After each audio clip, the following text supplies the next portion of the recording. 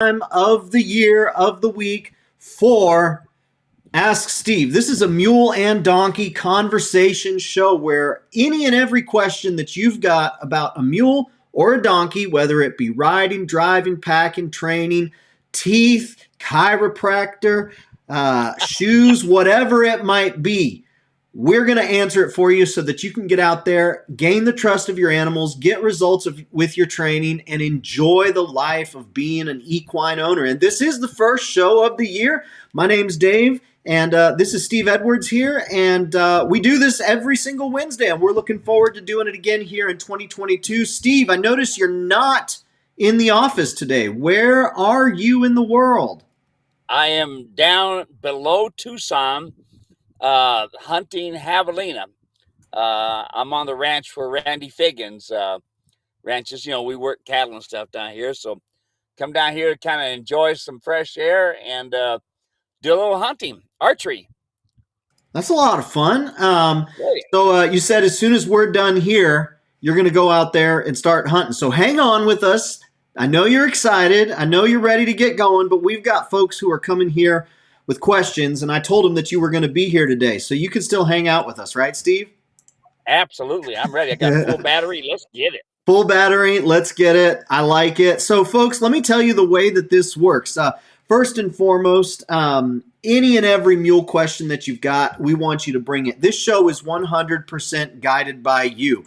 And so there's lots of things that we can talk about during the week, but when it comes to this show in particular, your questions are what's guiding it. But before we get to the questions, we want to know that you're watching. So what we ask is that you put your name, where you're watching from, and what the weather is like so that we can see you, so that we can recognize you, so that we can say hello. And yeah, Steve and I can talk just about any time we want to, but you're here and we want to talk with you. So put your name, where you're watching from, what the weather's like in the comments section, and we want to say hello. The second thing is, yes, go ahead, ask any and every mule or donkey question that you got. There's nothing that's off limits. There's nothing that we'll shy away from. We'll give you the honest truth. Sometimes that's going to be easy. Sometimes it's going to be something that's difficult. Sometimes it's going to be free. Sometimes it may cost you to get the proper equipment and such. But we're going to give you the honest truth, and then you can go ahead and make the decision for yourself. So put your name, where you're watching from, what the weather's like in the comment section. Ask any and every question you got, and go ahead and let those questions start rolling in now. And then thirdly, and this is really the only thing we ask you to do, because this show's free. There we go. Big F-bomb there. First F-bomb of 2022. This show is free, but we do ask that you share it with other folks because we want to make sure that anybody that's out there that's thinking about throwing in the towel on their animal, on their equine, to know that, hey, that doesn't have to be the only choice. Sure, if you want to take a break, that's fine. But we don't want you to take a break because you felt like you couldn't get the information that you needed. We want you to take a break because, hey, you've had a good, fulfilling time and you want to put your time on something else. We want you to take a break that way, not because you give up. So share it. And how you do that is if you're on YouTube, you subscribe to our channel and you click the like button. That lets YouTube know that this is a pretty good show and other folks should check it out. And if you're on Facebook, you can do the same. Click like. Go ahead and tag a friend or family member in the comment section, or you can click the share button. So that's it. Those are the housekeeping rules. This is the first time you're ever hanging out with us. We're so glad that you're here, and you'll get the hang of it really quick. Matter of fact, speaking of getting the hang of it, we've got one of our veterans here. Well, not military veterans, but Ask Steve veterans, someone who shows up for a lot of our programs. Cowboy Ken is watching from 38 Little Foggy in Connecticut. We've got Scott watching, AZ Highland Homestead. Nick from Mountains of Prescott. 55 degrees and sunny here with snow in the shade still. Enjoy it, Nick. We've got Micah watching from Tennessee. Cold and muddy. That sounds like yuck. Come on out to Arizona. We've got Raymond watching from Edmond, Oklahoma. Chilly and windy. Michelle is watching from Ohio. Windy, 46 degrees, no snow yet, but it might be on its way. And then we've got our first question of the day. Steve, I'm going to let you take this one, as I do just about every single one. Jerry asked the question, does your Martingale bit fit all size of mules' mouths? Or do you have to have a different bit size for the different martingale and the mule? No, I use the same bit for everything. Matter of fact, if some of you seen some pictures of me riding my little mule I got here at the Andrada Ranch, he's 13 too, just a little bugger. It's a 6-inch bit. Look, folks, mules don't care about their mouths. So, we don't want to see it touching each side perfectly. That's not the idea. You want it to work. And you got to remember their lips are bigger than the than the horses are. So the other thing to consider is that this bit, it's got a snaffle bit in it, so it breaks. So it can be 6 inches or it can be down to 2 inches. It depends on how you do it.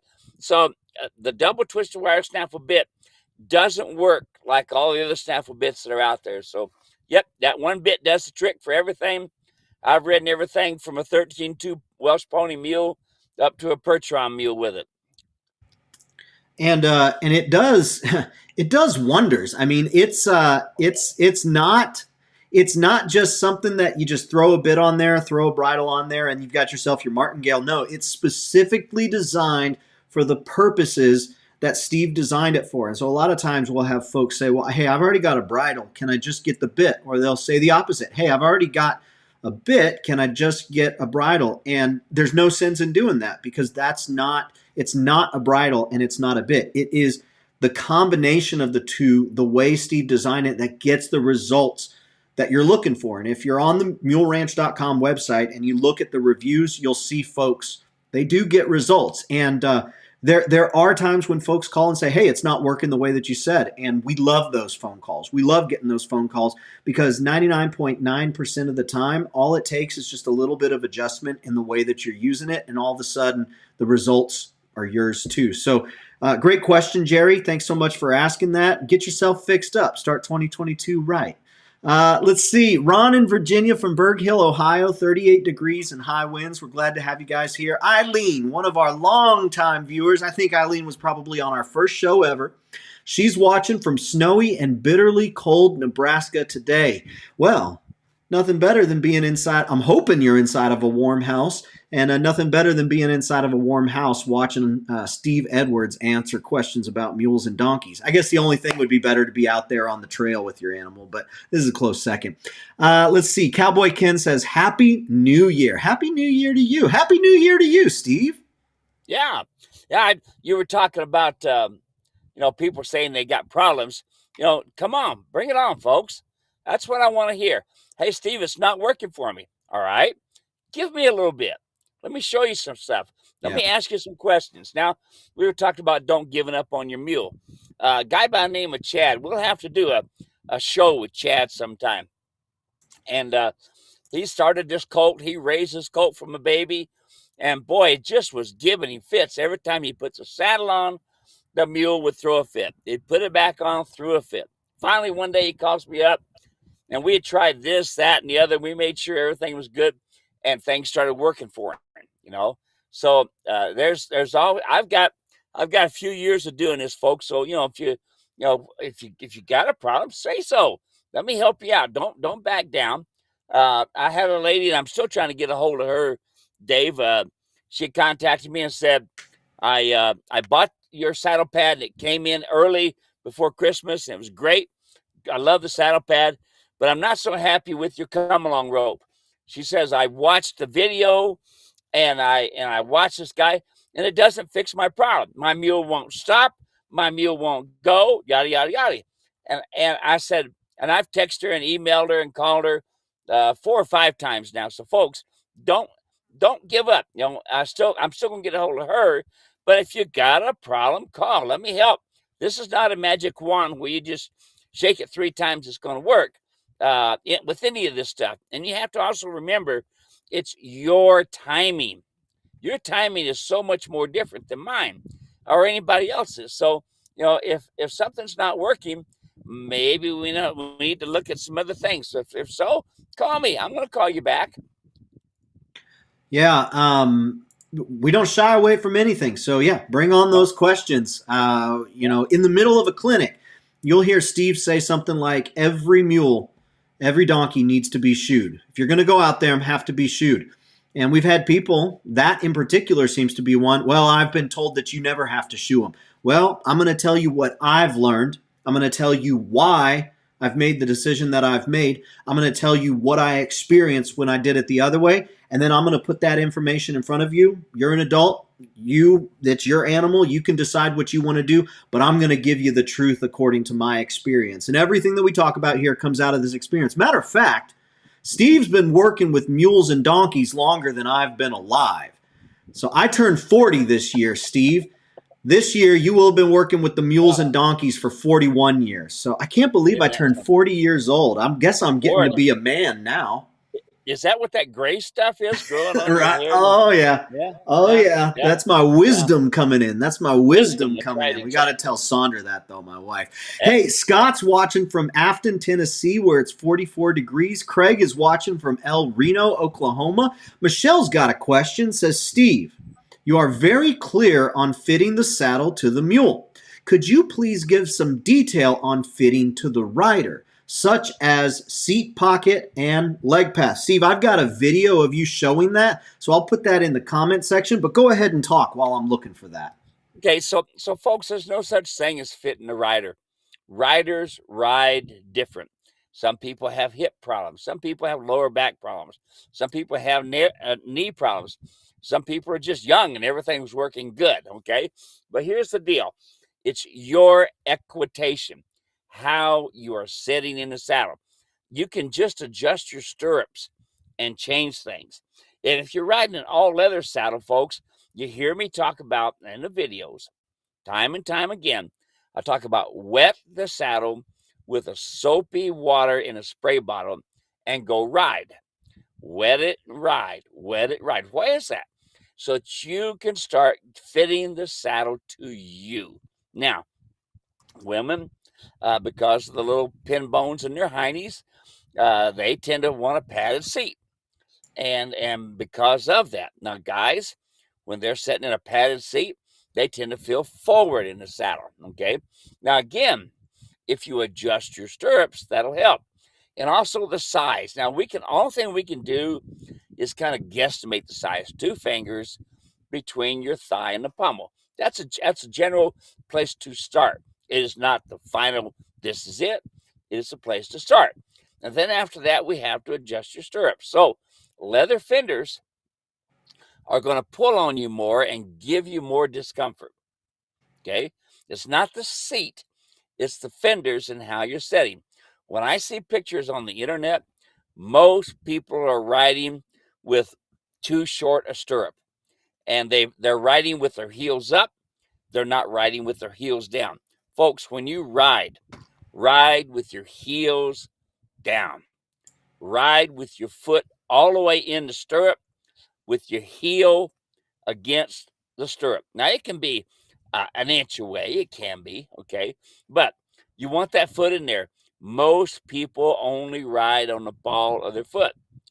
And the downside of that, again, that sets you wrong in the seat. Your equitation, in other words, how you present yourself in the saddle, is very important to the mule, but also how you sit a saddle. Folks, most people only sit on a mule. They don't ride a mule, ride through, okay?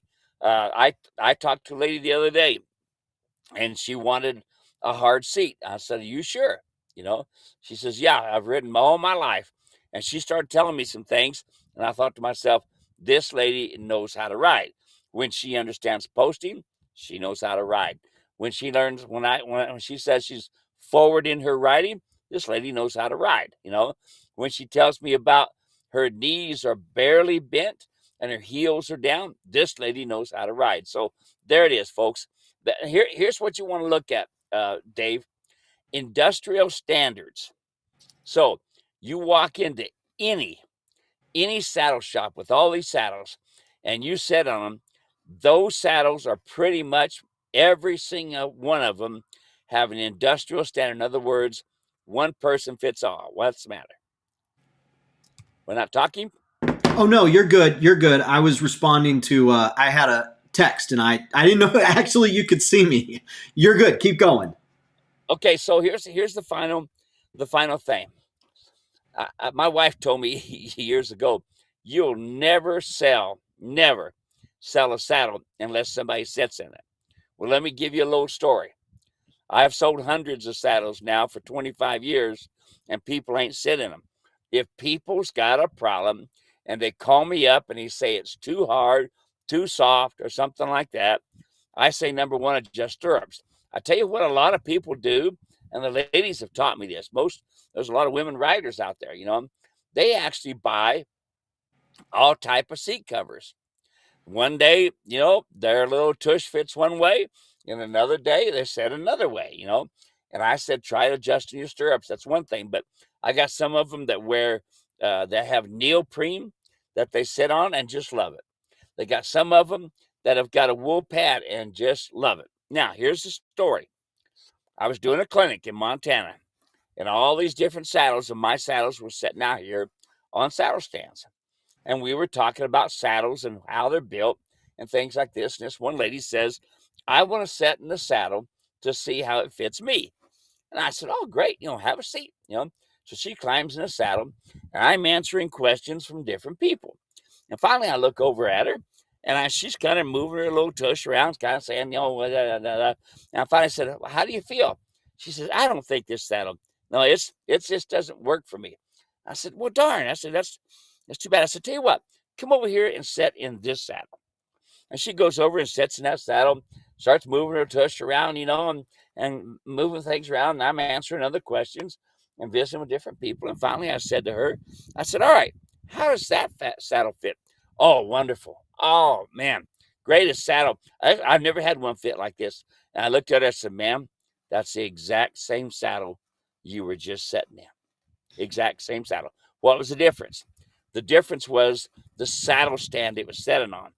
It was a little more narrower. She was a smaller lady, and the other saddle stand was wider, and it made her more uncomfortable. So, folks, sometimes it can flat be your mule, especially if your mule is overweight, which most of them are. But there you go, Dave. Awesome. That's a great question, and it's great feedback. Looks like my camera got frozen there. Folks, I'll figure out why my camera is a little bit frozen. But Yeah. while I'm figuring that out, I got another question that I'm going to ask. So next question here. This one comes from Owen. He says, can you explain the post about the come-along rope? Can you explain the post about the come-along rope, or do you have a video? I've heard of it, but not very many people in my area and I would like to get one and set up for my 8-month colt. So can you talk a little bit about the come-along rope, Steve, what it is, why it's effective? I think that's a great question. I think we take for granted sometimes that, we know what it is, but a lot of other folks don't. Yep. Yeah, you better change that picture, Dave. It looks like you're coming off a 3-day drunk. I know. I'm working on it. Okay, come-along rope. Number one, how did I come about it? Nick West from Alberta, Canada, an old cowboy that was pretty awesome. And old Nick,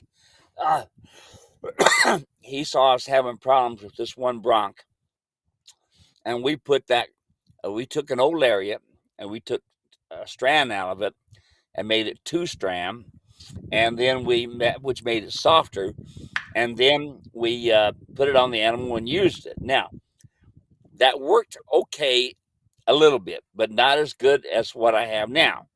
Because what I have now is I wax the rope.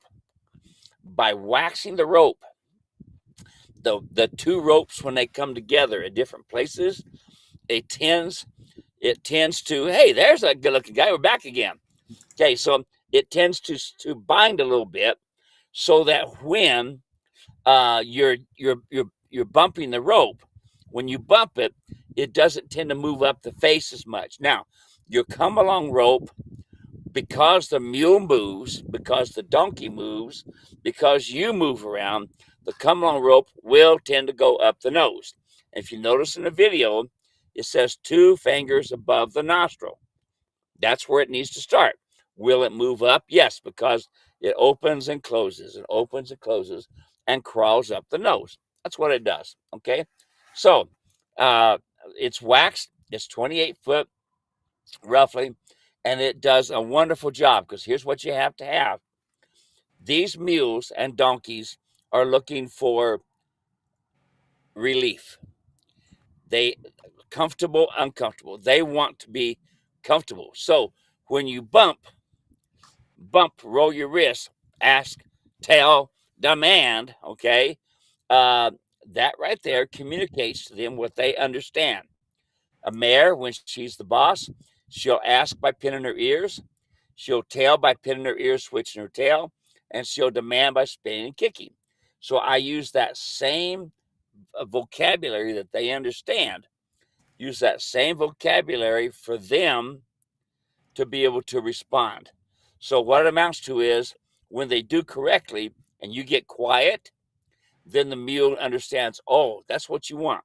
You want my feet to stop. And the way I know that is because you're no longer bumping my nose. My feet are moving, you're bumping my nose, and then my feet get quiet.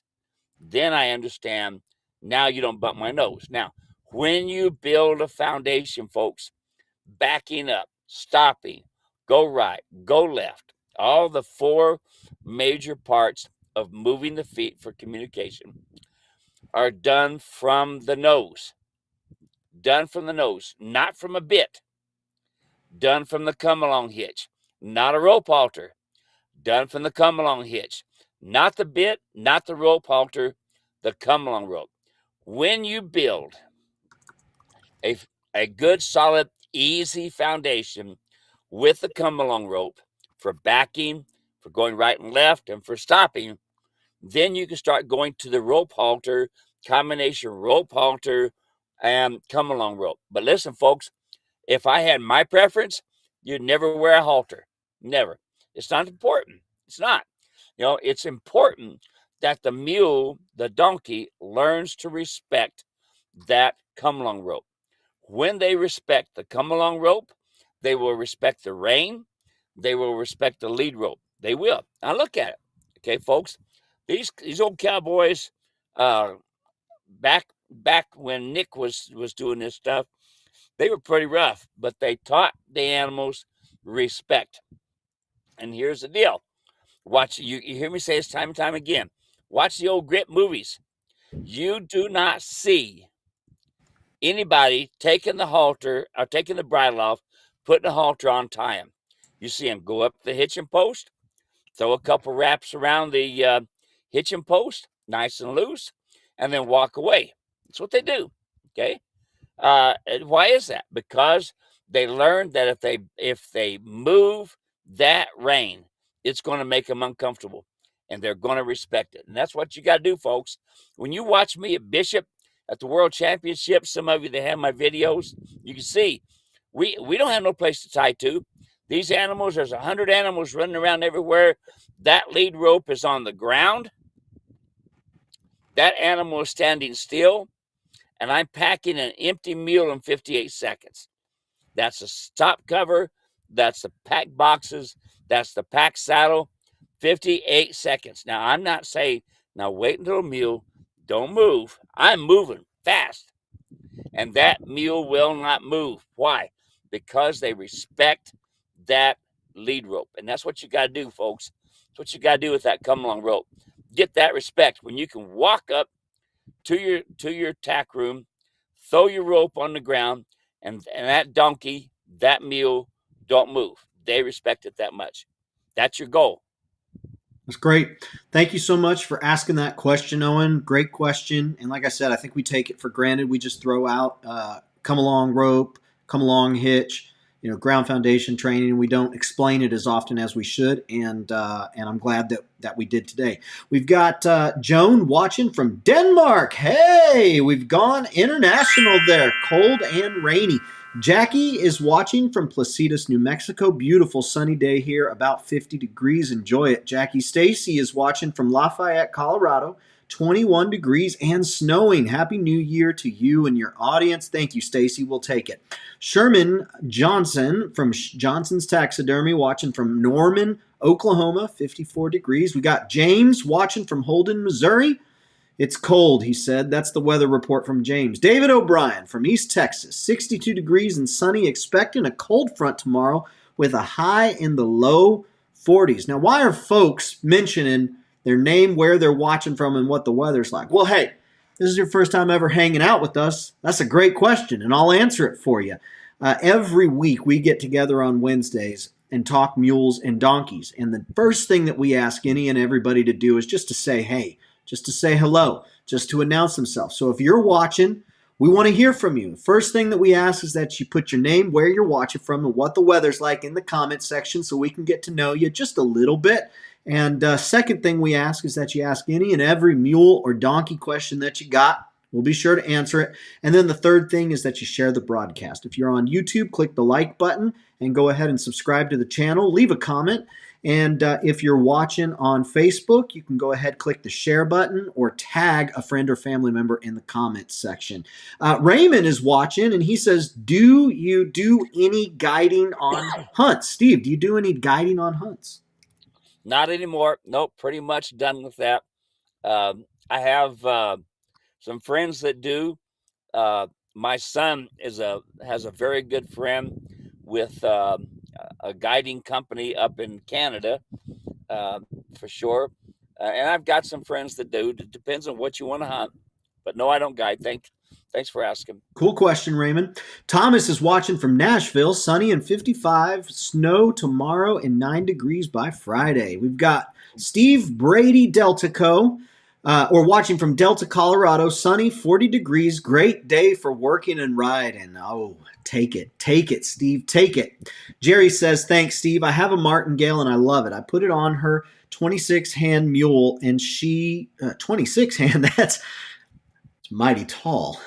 And Yeah. she thought it maybe it's centimeters, 26 centimeters, 26 hand mule centimeters. She thought it was tight. Thanks again. Love the information. Jerry, how tall is that mule really? Tell us. He's saying 26 hand mule. Tell the truth, Jerry. Tracy's watching, minus 22 here in Saskatchewan, Canada today. International. Thanks for spending the time indoors with us, Tracy. Let's see here. Jim is watching from Central Alabama, 57 degrees and sunny. Christina from snowy British Columbia, international again. We got Canada in the house today. Linda the mule servant, and Theo the sweet one-eyed mule from muddy and cold Central Ohio. We got Polly watching from Barnesville, Minnesota, negative 10 with a negative 30 wind chill. Not riding today, and your mule is happy about that, Polly. Let's see here. 16 hands. Jerry corrected himself. 16 hands. Still big. But that would have been like a cruise ship mule. 26 Woo! hands. That would have been what Goliath had been riding. Thomas is watching. What age should a mule start getting shoes? Good question. And do you recommend Nikes, Steve? Yellow ones. No. I would. Here's the deal, folks. Trim, balance. Number one thing is balance. When your mule starts getting to be riding age, that's a good time to look at doing shoes. Why do I do shoes? Here is a foot. Okay. These are the branches. Up a little bit, Steve. Up a little bit higher for us. There you go. There we go. Okay, this is the shoe. These are the branches or the back of the foot. Okay. Now, what happens is the foot gets contracted and it comes in. The side of the foot comes in. Okay. And when it comes in, it puts pressure on the frog. And now we have a little bitty frog rather than a nice big healthy frog. The frog pumps blood up and down the leg. So I usually will start shoeing my mules somewhere in the 2.5, 3-year-old range. Watch the contraction of the heels.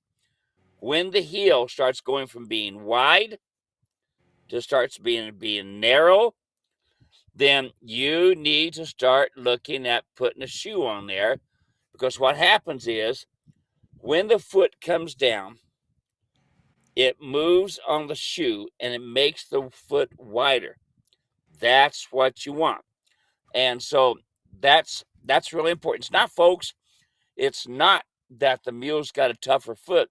It's just that he has a donkey foot, and a donkey is the worst hoof in the world. It's horrible. Okay, and it's almost contracted by the time he's a year old, especially when people don't keep him trimmed during the wintertime, folks. During the wintertime, trim your mule short, short, short. Why is that? Then the snow won't pack up and make balls. Okay, the mud won't stay up in there for long lengths of time. Trim them short as you can. I almost say to folks, trim them so short that you quick them a little bit with a little bit of blood, because it doesn't hurt a problem.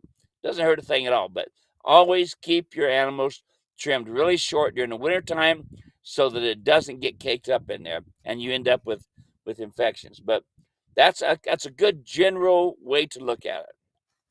Yep.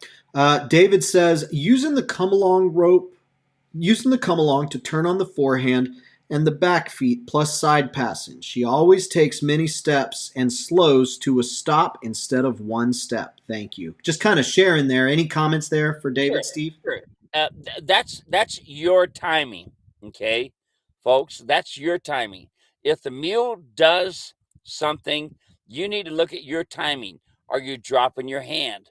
Are you not moving your hand enough? Are you not raising your hand? Look at your timing. Try to get yourself fix it before it becomes a problem. Okay. So if the feet are starting to stop before they need to be, smooch at them a little bit, flick the rope a little bit, something like that to make the feet keep on going.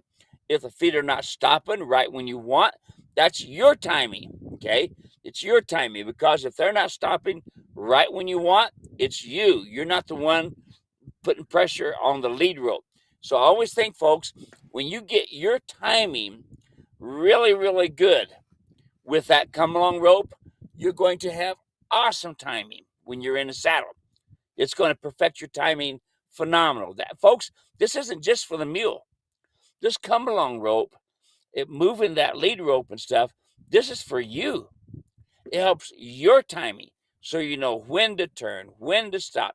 It helps perfect your timing, and that's what you should be doing. Okay, this is not for just the mule. This is for you as well. I think a lot of times you might get a little bit frustrated because it's like, oh, it's my fault. It's my fault. It's my fault. And for me personally, Steve, just like in life in general, when I find out that I'm not doing something correctly, I actually get pretty excited about that because I'm in control of myself, right? Like it's not Right. some mysterious thing. I think my camera froze there again. I don't know what happened, but it's not some mysterious thing where um, you know, oh, the mule is just going to have to figure it out and there's nothing you can do about it. But when you find out that it actually is your fault, it's pretty nice to know that you can go ahead and make the change. So very good. We've got Buck watching from Divorce SoCal. We've got Stacy watching, says, why do farriers always push back on shoeing mules? I'm on my third farrier, having a hard time finding a good one. They seem quite flaky. Well, folks, you got to think about the stigma that a mule has. He'll kick you. He's stubborn. All these things that people who are not willing to learn more and not willing to find out why, they put the blame on the mule. When I used to bring a mule to clinics and have people ride my mules, they would see my mule do everything I asked it to, and then they would get on it, and 15 minutes later, it looked like the mule wasn't even broke. Wait a minute, why would that be the mule's fault when you just saw me do everything? Yes, okay, it is your timing. Just perfect your timing. Take your time, folks. Do a little at a time. You'll do just fine. Okay. Um, it's taken me 40 some years to get to where now I've got pretty fair timing, and now I'm getting older, and now I'm starting to lose my timing a little bit. So anyway, we're getting there. I love that come along rope. There's nothing finer than that come along rope, folks, to help you and to help your mule. And if you make a mistake, it's okay. It's okay. Not a big deal. Making a mistake is not the end of the world. Okay. especially when you know you've got a savior. Your savior knows you're going to make a mistake. It ain't no big deal. He's waiting for forgiveness and go on. So here's the deal with this: make mistakes. That's how you learn. Let's see here. Hey, Trinity is watching. It's -4 degrees in Wyoming. Jordan and I are headed to Cave Creek the end of February with the mules. That's out here in Arizona land. Good to hear it. Y'all are going to enjoy it. It's going to be beautiful, beautiful in February. Very good. He says, I'm still having a problem getting a headstall on one of our mules. Well, let me get the come along hitch over his ears with no problem at all. Heads down. Head is down and nose tipped to the right. He takes the bit great, but jerks his head away when I'm going to put the headstall over his right ear. Steve, any comments there? Um, Folks, there's a thing called a twitch that I have a video called "How to Doctor Your Mule," or how do I name that? Doctoring your Doctoring your mule? mule. Yeah, doctoring your mule. And folks, it's a wonderful thing, not just for doctoring, because with this mule with an ear problem, teach your mule to get used to that twitch. It's a natural way to create endorphins. It's a natural way to keep your mule quiet. And then, hey, you can use that twitch and pull it up over top of those ears. And you'll see the mule in the video, Trinity. That mule stands there nice and quiet unless we put the bridle on today.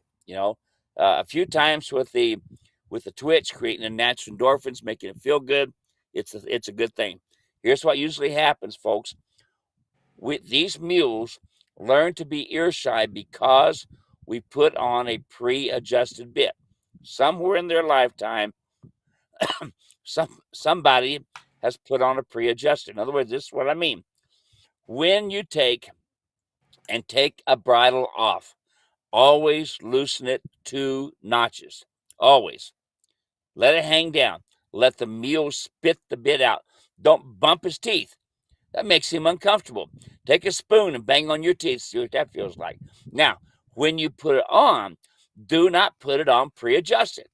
Put it on, let him pick up the bit and pack it. Because what happens is, folks, inadvertently, you're bumping the mouth, bumping the mouth, bumping the mouth.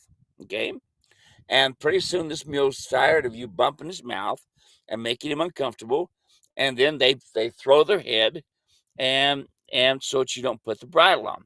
And then what people do is they don't try to fix the problem. They go out and they buy these what's called mule bridles, and it's not a mule bridle. It's just a way to cheat the mule, and they got to put the snap in behind it. Don't do that. It's not important to ride your mule and take and go over something that's important as putting a bridle on correctly. Because here's the deal, folks: when you put a bridle on, that head needs to be dropped down, nose tip to the left. That's what you want. Why is that? Because when the head is down, loosens all 5 major neck muscles. When the head is down, they're being in a subservient position. When you tip the nose to the left, that loosens the throat latch, and it puts the mule mentally and physically ready to take the bridle. You see that?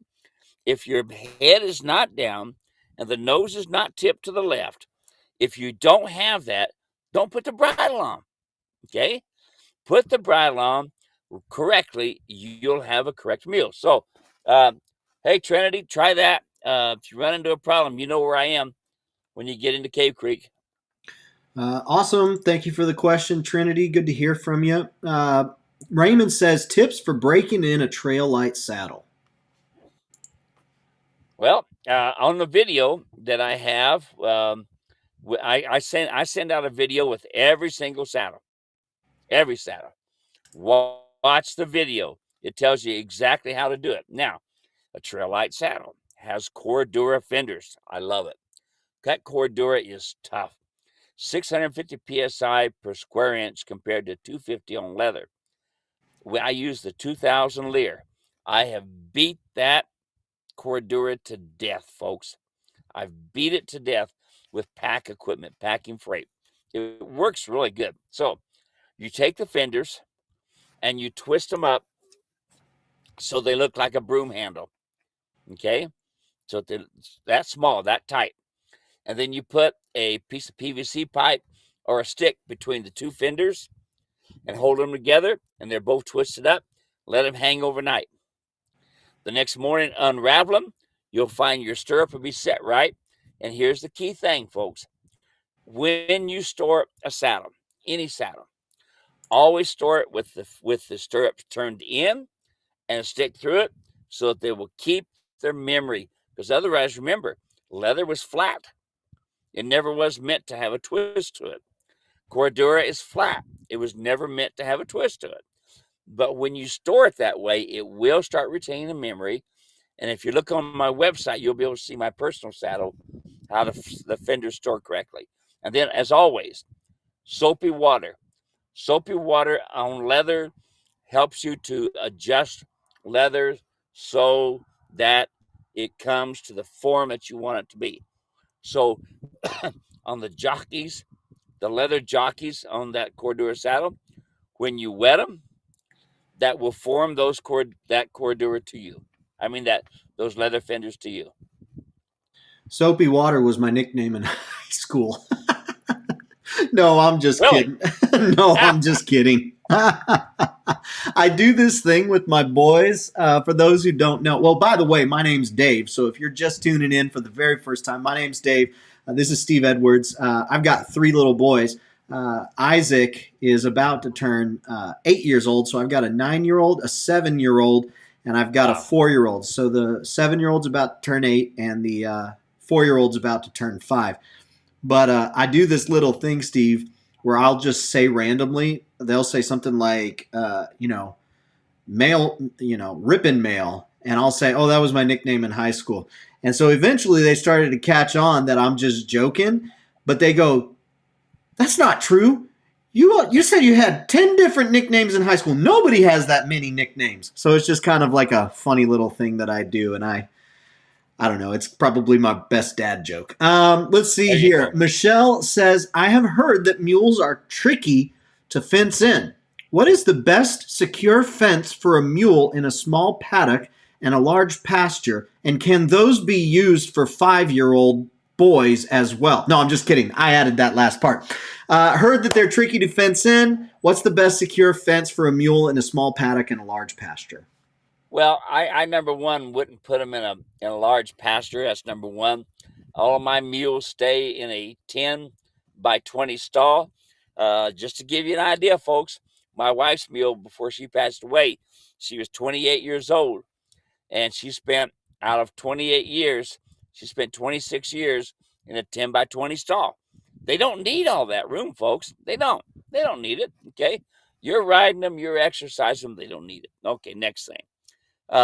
My favorite thing to a mule that wants to jump or wants to push against corral panels is a hot wire. My favorite thing. They'll get to where they won't do that, folks. They'll get to where they get around. But here's the thing.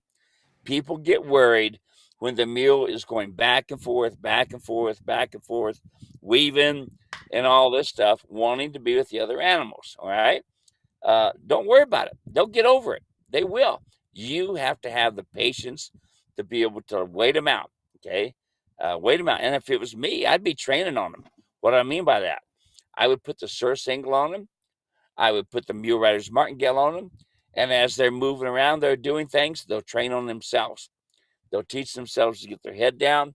They'll teach themselves to be attentive to the bridle or the rope halter. Awesome. Hey, Steve, so we've got a lot more to get through, and we've got about 15 minutes or whenever your battery dies. So I'll set you up here and just give us the quick answer. And if you have to go a little bit longer, that's fine. But we'll make sure we get to as many as we can. Let's see here. Michelle says, thank you for the saddle fit info. I've mostly ridden forward seat jumping saddle, heels down and weight on the balls of the feet. So now you know what Steve's thoughts are there, and so you can match it up with what you're doing, Michelle. Billy's watching from Ontario, Canada, international. How would you go about getting started with mules? I've got no experience with horses, mules, or donkeys, so I'm a bit worried about jumping in as an adult. Billy, I'm going to tell you what Steve would say, and then I'll let Steve tell you what Steve would say. He's going to say you're in the right place, doing the right thing, asking questions. Your best friend is going to be information. And the number one resource that we've got for you is the YouTube channel. All of the free videos, there's about 110 videos of us talking like this, and I recommend every single one of them because you're going to build your knowledge. But then on top of that, we've got a bunch of other demonstration videos of Steve actually showing you what to do. So I want you to go and thoroughly look through our YouTube channel. And then I'm going to put a couple of links in the comment section for you specifically, Billy. Steve, what would you say Billy should do in addition to what I just said? Number one, don't believe everything you see on the internet, and try it, test it, see it, listen to it, you'll see everything that I put on there is things that I have personally done over the years. There's a lot of people on the internet um, uh, that are sure can be helpful. Just pick out who works for you. If it works for you, use it. If it don't work for you, don't use it. Yeah, there's a lot of folks out there who are Facebook group experts, and we think a lot of them mean well. They don't mean to mislead people or whatnot, but don't believe just right off the bat everything that you hear. Ask more questions about it, Billy. You're gonna have this thing is about building your confidence as much as it is instilling confidence in your mule that you know what you want them to do. So get the information. You don't need to be in the saddle. You don't need to be out there doing anything with no knowledge. That's dangerous. Get some knowledge, get some working knowledge, get yourself some familiarity by watching videos, and then from there you can start making the next things and next steps. And if you got any questions along the way, just ask Steve. Jarrett asks, Steve, what kind and size rope do you like to use as a Piggen string on your pack mules? What's a Piggen string and what size do you like, Steve? Well, I wonder if he's talking about a breakaway, because a Piggen string is what I use to tie the feet up on a cow when it's on a calf when it's laying on the ground. You got a loop that goes over one foot, and then it pull that foot up to the other two legs, and you tie them up. If he's talking about a breakaway, that's different. A breakaway basically is baling twine with a ring attached to it, and when the animal pulls back, it breaks the twine rather than pulls the saddle and the mule over that's in front of him. And the length of that, when you tie several mules together, is going to depend on if you're doing switchbacks or straight up and down hills. It all depends on that as well. Awesome. Great question. Raymond says, I've got an 11-year-old Molly. She's been trained and is usually gentle. Would the foundation training still be effective? Yes, you never graduate ground foundation training. Even if they do everything the way you ask them, the way you want them to, there's going to be a time where something changed and they decide that they don't want to do it anymore. And being able to go into your tack shop, grab the come along rope, come out, and go through a tune-up. Ground foundation training tune-up. Remind them that you are the herd leader. You'll never graduate that, and you'll always be grateful that you've got it. Steve, anything else that you would add there? Perfect. Okay, That's awesome. perfect. Well, we need to have you tell my wife that. Okay, let's see here. That. We've got Jim watching from Maryland. Thanks for hanging out with us again, Jim. We've got Fiery Waco. Steve and other YouTube wranglers. You have ruined Western shows for me. I saw a TV show where an actor was wearing spurs upside down, and it irritated me through the rest of it. Yeah, no joke. I would be irritating. Linda says, Steve, we just got a smart TV with lots of channels. Which of the old Western TV shows are best for watching good riders? Steve, what would you recommend? I wish they're mostly all cowboys. That's on Grit. It's channel 333 here in Arizona.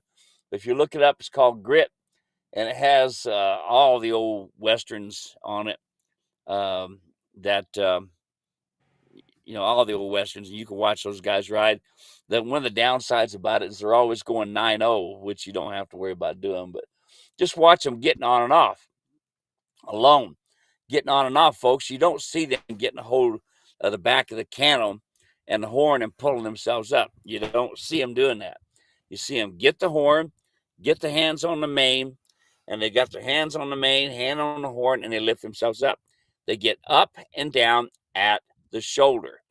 Why do they get up and down up at the shoulder? Because that's the safest place to get up and down. You got a chance of being at the shoulder.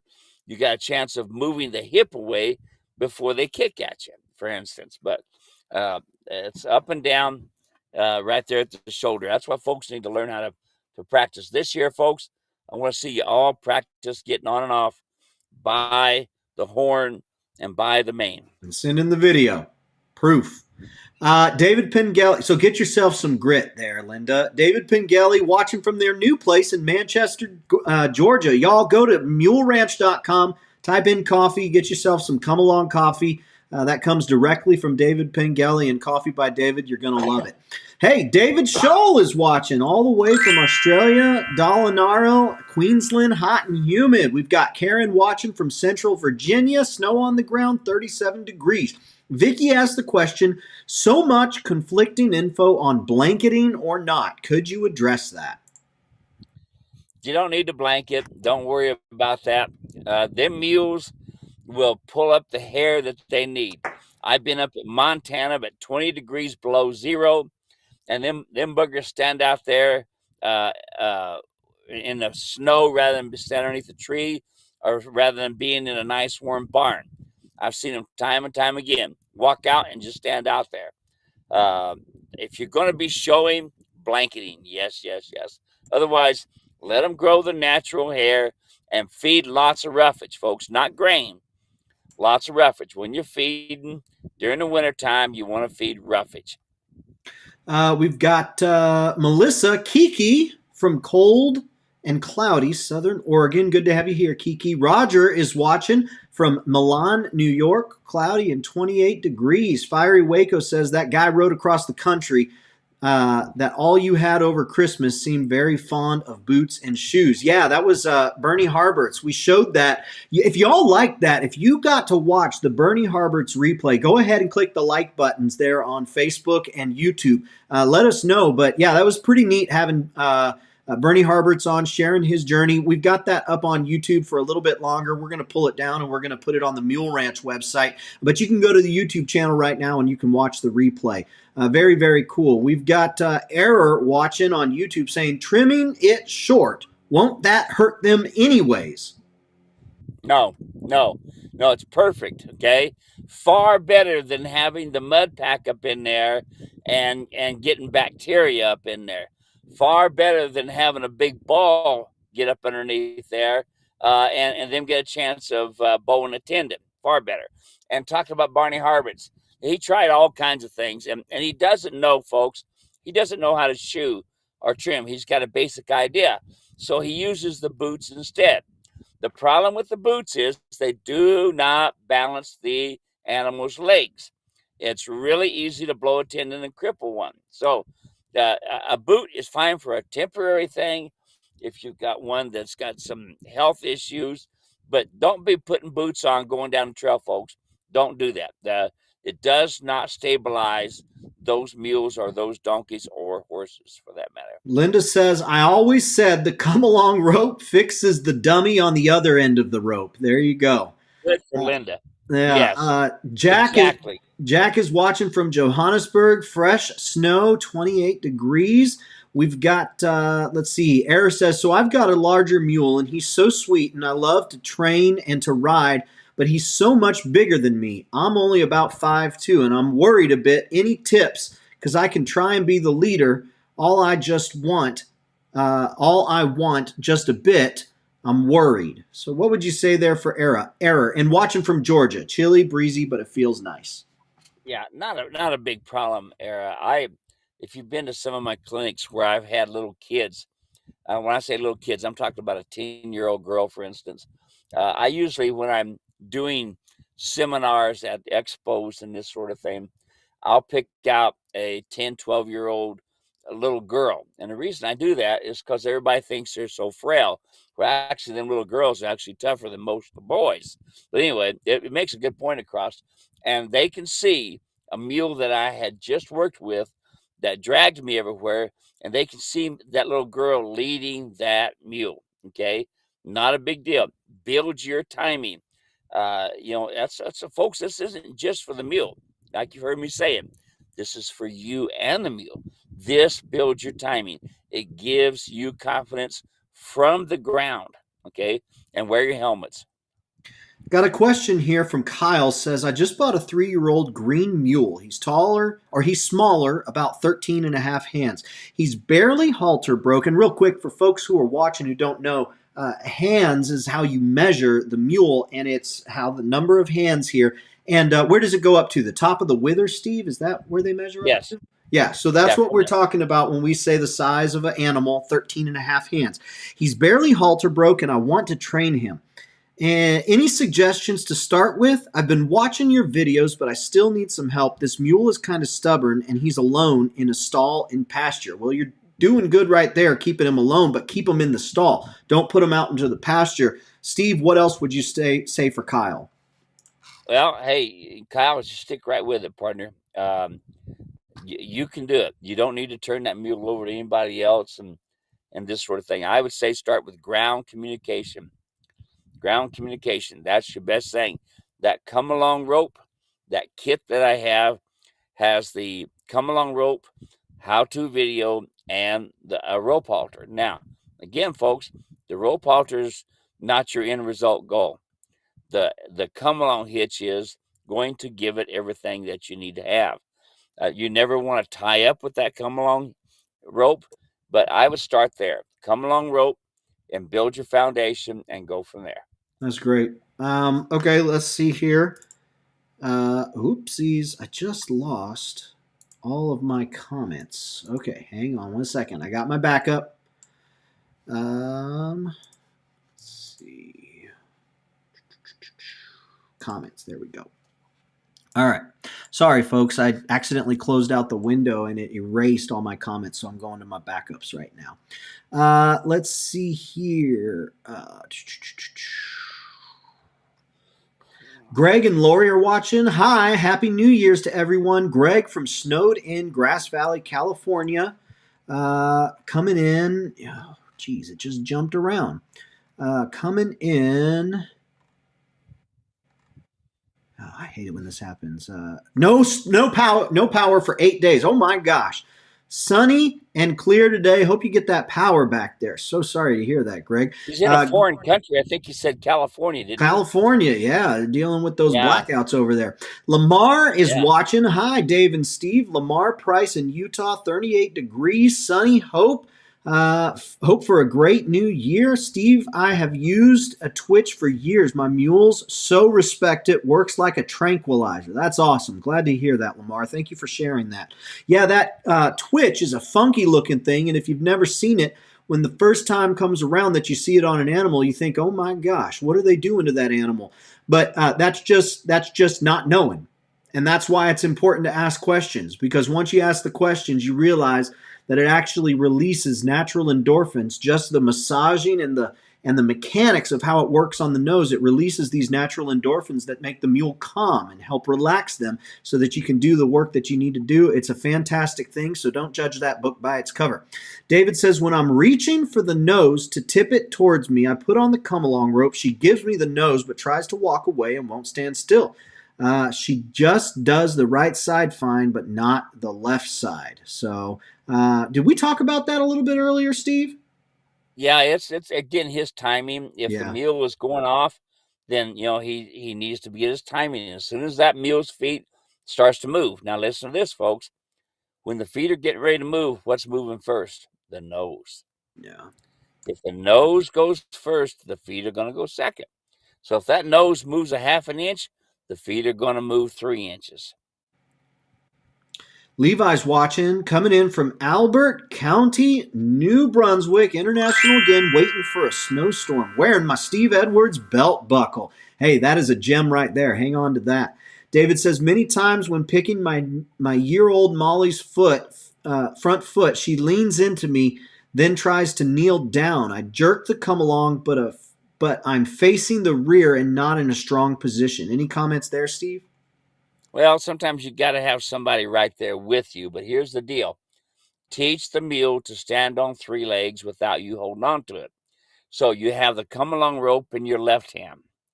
You take your quirk, which is about 3 foot long or so, and you tap on the cannon bone on the side.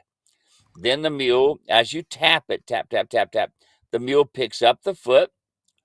And then before he puts it down, when you see him start to put it down, bump him with the come along hitch. In other words, he needs to learn to stand on 3 legs. And when he starts to put it down, bump, bump, bump with the come along hitch. Again, it's going to be your timing. Your left hand's going to be on the come along rope. Your right hand is going to tap the side of the cannon bone. When he picks up the foot, he's going to stand on all 3 legs. Okay. Now, that'd be the best way to do it. Let's see here. Billy's got a question. What are the pros and cons of starting with a mule as a colt versus a trained adult? This is a great question, Billy, and it's one that we actually anticipated. So I just put a link in the comments section to our website where it talks exactly should you buy a young mule or an experienced mule, and it's going to give you more information there than we can give you right here. So go ahead, check that out, and you're going to feel like it was recorded just for you. Let's see here. Bob is watching from eastern Nebraska, 14 with a -4 wind chill. Man, stay warm, Bob. Michelle says, thanks, Steve and Dave, for your dedication to teaching proper mule and donkey training and care. Happy and healthy new year to all. We will take that, Michelle. We hope for the same for you. Linda says, the mule doesn't know how big or small you are. My Theo is almost 16 hands. With Steve's techniques intact, Theo and I have learned to trust each other. That's what matters. And with that, Steve, we have just concluded this week's episode of Ask Steve Mule and Donkey Questions Answered. We're going to let you go so you can get out there and you can live off the land, my friend. Hey, we're going to do our happy trails. And remember, Jesus is Lord. That's right. Y'all take care. Thank you so much for spending a little bit of time with us today. We know you could be spending your time in a lot of different places with a lot of different people. We do not take it for granted that you're here with us. If we can do anything, let us know. You can always reach out to Steve, 602-999-6853. Send him a text message with pictures. He can comment back to you. Or if you leave a voicemail, he'll get back to you when he can. He gets about 80 messages a day, so it may take him a little bit. His timing, he said he's losing his timing a little bit, but he's doing pretty good if you ask me.